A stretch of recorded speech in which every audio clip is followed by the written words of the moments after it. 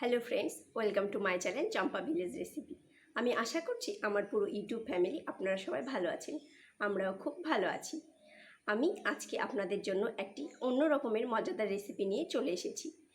আমার ভিডিওটি যদি আপনাদের ভালো লাগে চ্যানেলটিকে সাবস্ক্রাইব করবেন, পাশে থাকা বেল আইকনকে অবশ্যই প্রেস করে রাখবেন এবং লাইক কমেন্ট করতে ভুলবেন না। আসুন তাহলে আমরা এবার কিচেনে যাই, রেসিপিটি শুরু করি। আজকে আমি আপনাদের জন্য এখানে কিছুটা পনির নিয়েছি। পনিরের একটি নতুন রেসিপি শেয়ার করতে চলেছি। আসুন তাহলে এই পনিরের রেসিপিটি শুরু করি। আজকে আমি আপনাদের জন্য কিছুটা পনির নিয়ে এসেছি। পনিরের একটি নতুন রেসিপি শেয়ার করতে চলেছি। আসুন আপনারা সঙ্গে থাকুন, পুরো ভিডিওটি দেখুন। পনির ভীষণ স্বাস্থ্যকর ও উপকারী এবং এতে প্রচুর প্রোটিন রয়েছে। পনিরের এই রেসিপিটির জন্য আমি এখানে কিছুটা গাজর নিয়েছি এইভাবে কেটে। এখানে কড়াতে তেল গরম হয়েছে, আমি এবার পনিরগুলোকে ছাড়ছি। পনিরগুলোকে বেশ ভালোভাবে ভেজে নেব। পনিরগুলোকে এইভাবে লাল লাল করে ভেজে নিচ্ছি। আমি কেটে রাখা গাজরগুলোকেও ভেজে নিচ্ছি। এই রেসিপিটির জন্য, পনির রেসিপিটির জন্য আমি এখানে এইভাবে ছোট ছোট শেপ করে কিছুটা আলু নিয়েছি। আলুটাকে এবার আমি ধুয়ে নেব। এই পনিরের রেসিপিটির জন্য এখানে আমি একটা টমেটো নিয়েছি, কয়েকটি পাকা পাকা লঙ্কা নিয়েছি এবং আদা নিয়েছি আর কিছুটা বাদাম নিয়েছি।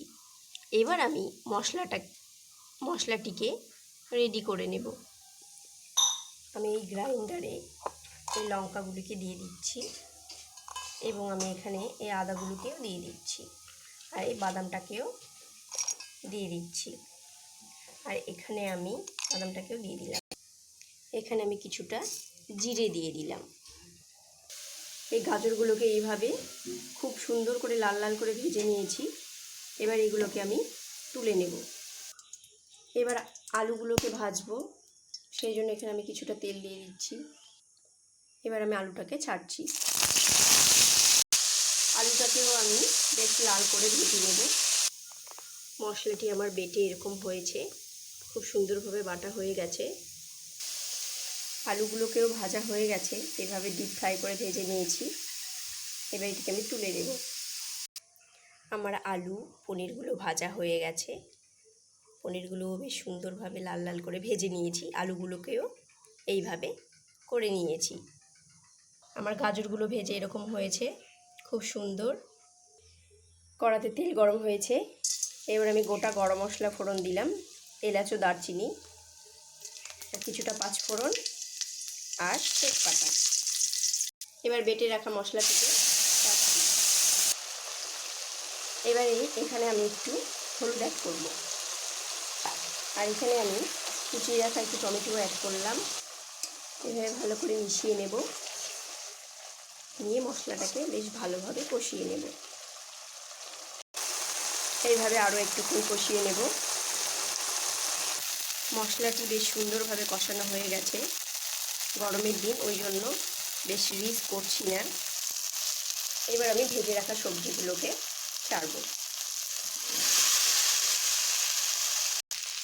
একটু সামান্য জল দিই।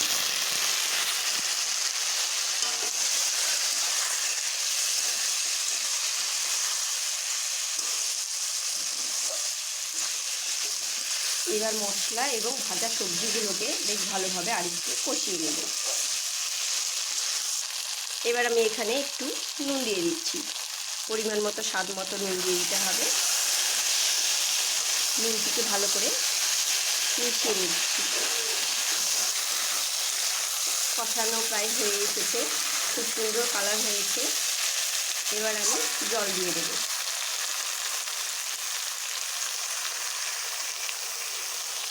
বেশি জল দেবো না, একটু গ্রেভি রাখবো, গ্রেভি করবো, কষা কষা।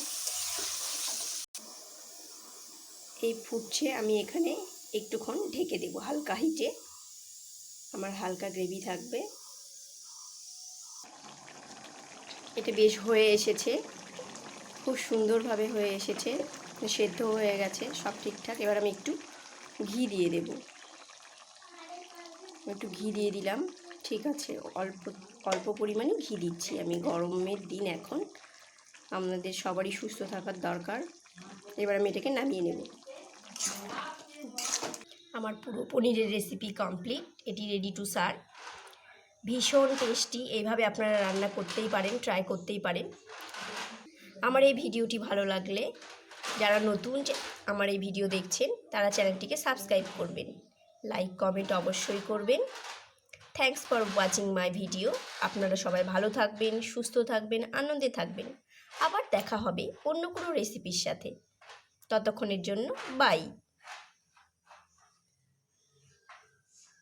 এটি খুব সুন্দরভাবে হয়ে গেছে।